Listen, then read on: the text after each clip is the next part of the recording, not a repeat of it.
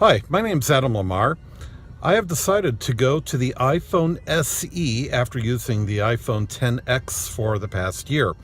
Uh, iPhone XS was an excellent phone. Since using years ago the Lumia 800, I really missed the small form factor. And after using the Lumia 800 for a while, I had upgraded to the Nokia PureView 808 because it had a 41 megapixel camera, and that marked an entire decade or more of my using phones based almost entirely on the type of camera I had on board. So years later, I chose iPhone XS for the same reason. But years later, now I'm finding that, except for videoing a rocket launch or taking the occasional good picture, I don't really do a lot of super editing or a lot of photography anymore. So that's just not my thing. So I found that outside of the camera, I really started disliking the larger form factor. Even more than a year ago, I was thinking if they could pack this camera into the iPhone 4 or 5, I would be a very happy camper.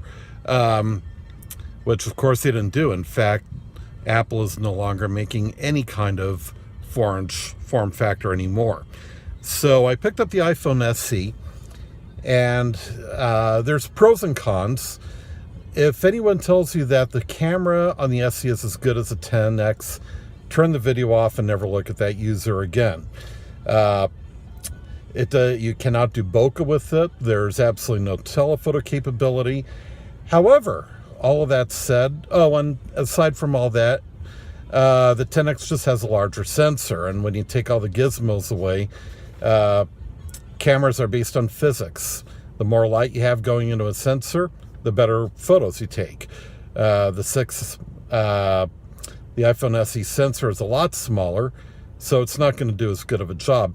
That said, I was expecting haze, I was expecting distorted sunsets and highlight blowouts, and I found that there's actually very little of them.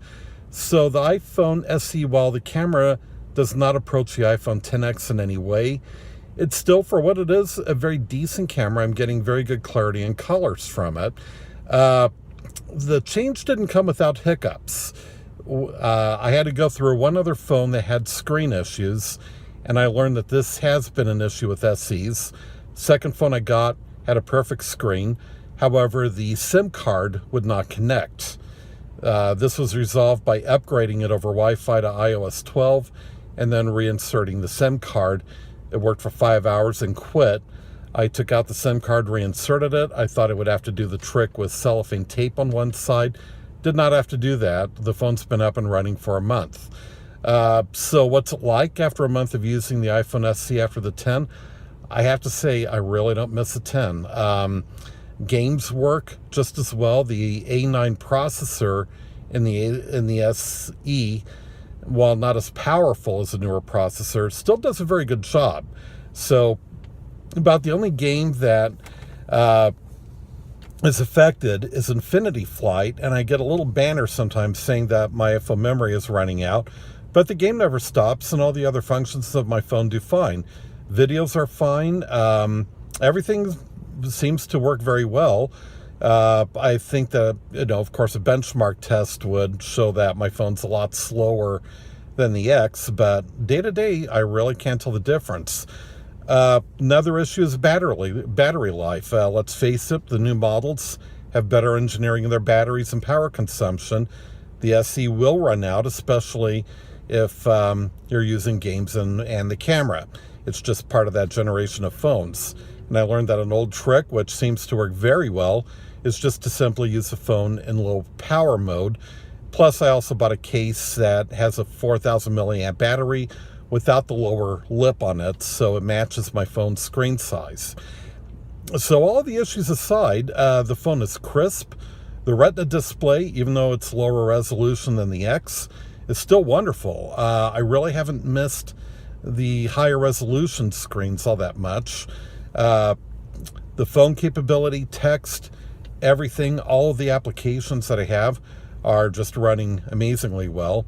Again, the SE is not the 5, but it was a 6 stuffed into the same chassis as a 5. I like this form factor. It's, even though I have a case, the bare phone is still a much sturdier build, I think, than the iPhone 6 and 7, which came out right afterwards. Anyway, I realize that there are different opinions.